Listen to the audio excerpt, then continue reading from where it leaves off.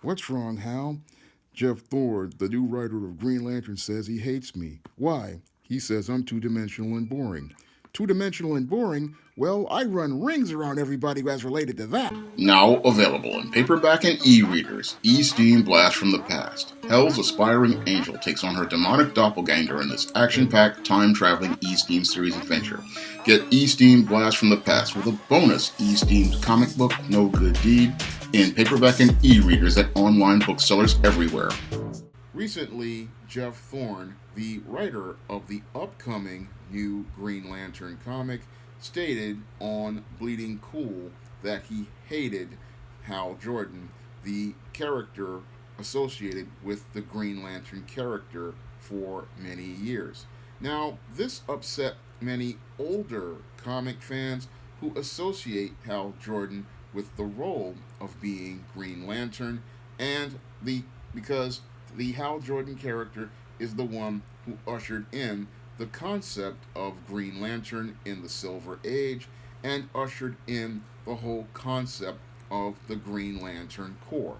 So many older comic fans were really upset when they heard that Jeff Thorne hated Hal Jordan, and they were really upset about statements made by Jeff Thorne regarding Hal Jordan's character.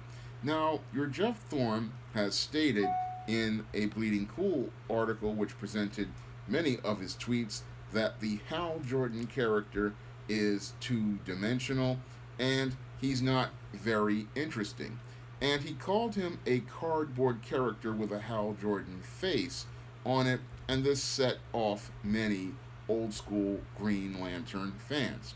Now, when I hear your Jeff Thorne's statements, they show me that he might not be qualified to write the character of Green Lantern because, as I see it, one of the prerequisites for writing a comic book character is usually that a writer has to have some sort of passion and enthusiasm for the character, and they have to have some sort of passion and enthusiasm for the lore of the character.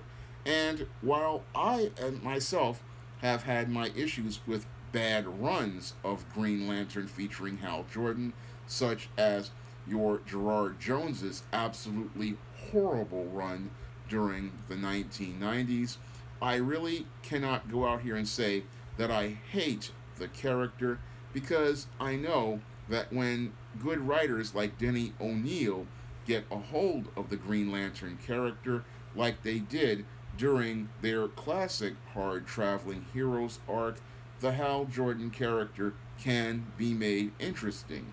Moreover, other writers in the Justice League have oftentimes done very compelling stories with your Hal Jordan, so it's not a problem of the Hal Jordan character being two dimensional. The problem was many writers just did not know how to write compelling stories with Hal Jordan in the past. And when I hear a writer saying that they hate a character, that really shows me that that writer really didn't do much research, and it also shows me that this writer isn't a good fit for the character because this writer really does not have a good, solid vision for the character. So when I hear a guy like Jeff Thorne sitting there talking about how he hates Hal Jordan, it's really making me think that he's not a good fit for any Green Lantern comic. Now, I understand he may have a preference for John Stewart, the Green Lantern who is black, but I understand that that preference may come from his vantage point of hearing about this character in the old Justice League cartoon, which started in 2001. Now, but what your Jeff Thorne really doesn't understand is that John Stewart was just about as much as cardboard as Hal Jordan, and all you have to do is read old issues of Green Lantern from the late 60s and early 70s to find out how bland John Stewart also was as a Green Lantern. Because I remember in the early 80s, they gave Jon Stewart the Green Lantern comic, and it really was not selling that well, even with Jon Stewart. The Jon Stewart that became fascinating and compelling for many readers out here, that was a result of your Dwayne McDuffie, your Paul Dini, and your Bruce Timm. And if it wasn't for the late great Dwayne McDuffie, I don't think we would have the extremely compelling Jon Stewart we have today. Because what made Jon Stewart an interesting character was the Dwayne McDuffie and Paul Dini and Bruce Timm developing Jon Stewart and in their adaptation of Justice League, giving him layers and dimension to his character, focusing less on him as an architect and focusing more on his past as a Marine Corps soldier, and also focusing on developing that romance between Jon Stewart and Hawkgirl.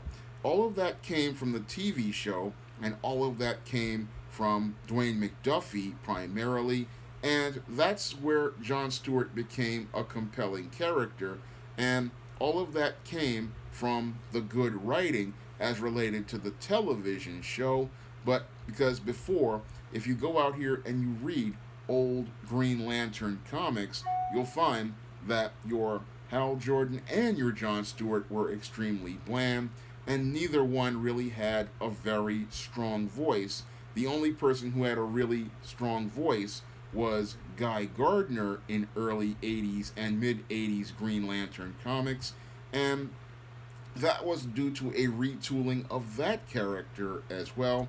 And the Green Lantern character I grew up with, Kyle Rayner, he was very interesting overall because of really good writing from Ron Mars. So when I listened to your Jeff Thorne sitting there talking about, oh, this Hal Jordan character, I hate him, again, it just shows me that he's not really a good fit on this character. And if he's put on this character, he may wind up becoming the next Bill Mantlo. Now, who is Bill Mantlo?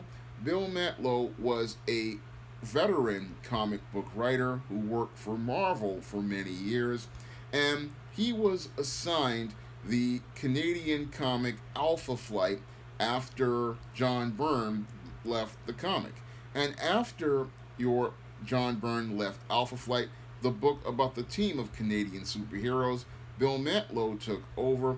And because Bill Mantlo was not in a good place in his life and really had a situation as related to not really being passionate about this book, what happened was your Bill Mantlo wound up creating one of the worst runs in comic book history. Most people remember Bill Mantlo's Alpha Flight as being an absolutely terrible run of comics, and even Bill Mantlo himself has come out and said he regrets writing that whole run of Alpha Flight because it wound up doing extreme damage to those characters, and he felt he did those characters disservice. Because when you have a writer and they're assigned to a book, they're not really enthusiastic about writing. Oftentimes, they don't approach it with that same passion and heart they would if they were really excited about the character.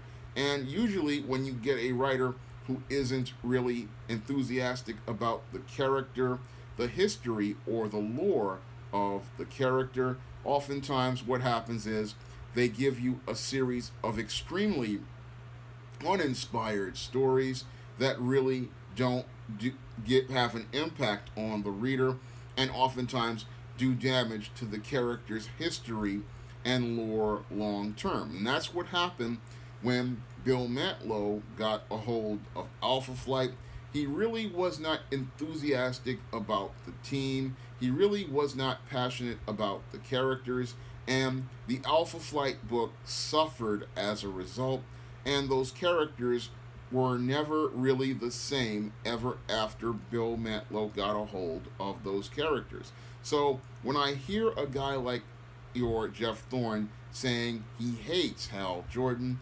He really doesn't understand how that's going to affect his writing. Now, he may have this preference for Jon Stewart, but he, again, is showing that he has not done his research because, as someone who has sat there and read old Green Lantern comics, I know that that it's possible to tell good Hal Jordan stories, good Guy Gardner stories, and good Jon Stewart stories, and good Kyle Rayner stories, but it's all about that writer having that passion for the character and that writer having the vision to really make a statement with that character regarding the stories that they tell. So when I listen to this writer again talking about your how not hating Hal Jordan, I mean I understand where he's coming from as he talks about two-dimensional characters, but most characters who came out in the Silver Age during the 50s were never really that deep because comic books were a completely different story model back then. And I understand what he's saying that, this character, he doesn't think he can do much with it. But again, if you don't believe you can't do much with that character, then you really should not take that assignment.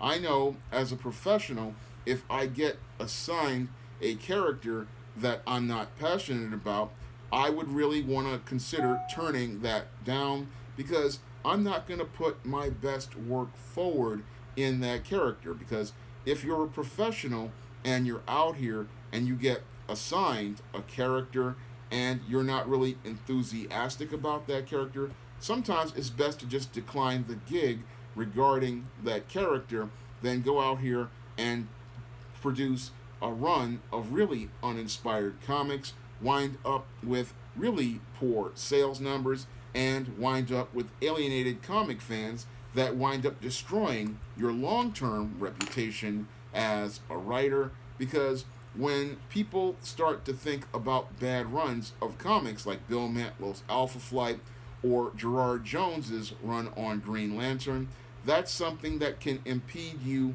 from getting work in the future. And that's something that Jeff Thorne really isn't thinking about. He's not thinking about his future in this business because when you make a statement like I hate Hal Jordan, that doesn't really give a editor incentive to think about hiring you for other projects, because an editor really wants to go out here and hire a person who, as a writer, who has a passion for the character, enthusiasm for the character, and a vested interest in the character, because they know if that person has that passion and enthusiasm, what they're going to do is come out with the very best stories possible. And that's something that people feel like they're not going to get from a Jeff Thorne when he's talking bad about Hal Jordan, not understanding that without Hal Jordan, you can't have Jon Stewart, because Hal Jordan laid the foundation for everything in Green Lantern as related to the Silver Age version of the character, everything related to the lore that he is a part of, and everything about the Green Lantern Corps that we know. Everything about Green Lantern is directly connected to Abin Sur passing the ring to Hal Jordan. And if you don't really like Hal Jordan, then you're not going to really write really good Green Lantern stories. Now, as a writer, if I like a certain character, I have to respect that history and that lore in order for me to go out here and do a good job with that character. So when I look at this writer, Jeff Thorne, saying he hates Hal Jordan, he really, again, does not seem to be the right person for the job. Now, as a writer, I can say I respect the Hal Jordan character and everything as related to him. And if I wanted to write Green Lantern, I'm gonna write Green Lantern. And if I want to use Kyle Rayner, who I came up with in my 20s, because I like his constructs, I will use him. If I want to use Guy Gardner, I'll use him. If I want to use Jon Stewart, who I like the version from Justice League animated, I'll use him. But I'm going to respect all of the work of the previous writers who came before me, like the late Denny O'Neil, like Steve Englehart, and like Ron Mars, I'm going to respect their lore and their stories, and I'm going to respect the work of the people who created Hal Jordan because, again, he's essential to the lore. Now, I may not use those characters as a central focus of a Green Lantern run, but I'm not going to sit there and say I hate those characters because as a writer, I know that sometimes it's not a bad character, it's a bad story. And a good writer, they can go out here and take a very weak character and turn them into a great character by putting some vision behind their writing, putting some perspective behind their writing, and putting some focus on making this character compelling.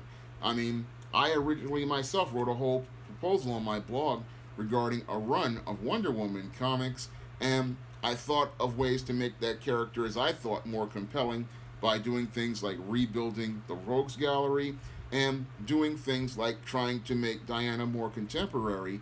And I always thought, if I want to do these things, that would be good, but I also want to respect the work of previous writers and previous creators. And when I hear a guy like Jeff Thorne having no respect for Hal Jordan, it's also a disrespect to all of those creators who came before him. And it also shows that he really, again, is just not the right person to be writing Green Lantern, because as I see it, a prerequisite for writing Green Lantern is having enthusiasm for everything about the Green Lantern history and the Green Lantern lore and everything regarding those characters, showing them the respect that they deserve. Because if you're not gonna like one character as related to that character's history and lore and that franchise's lore, then maybe you should consider not taking a job writing that character. Now, if you want to try my first comic that I've published, you can pick up a copy of E-Steam Blast from the Past on Amazon.com in paperback and Kindle format. In that book, in the back, you will be able to see the first comic I've done, E-Steam No Good Deed, with artist Bill Walko, and get a look at what future SJS Direct comics would look like. And if you want to see me make more videos and be able to pay to produce more comics and more books featuring comic art on the cover, you can donate to my Patreon, my PayPal, or my Cash App by clicking the link in the description box. That's all I have to say for this video. You can comment, rate, and subscribe.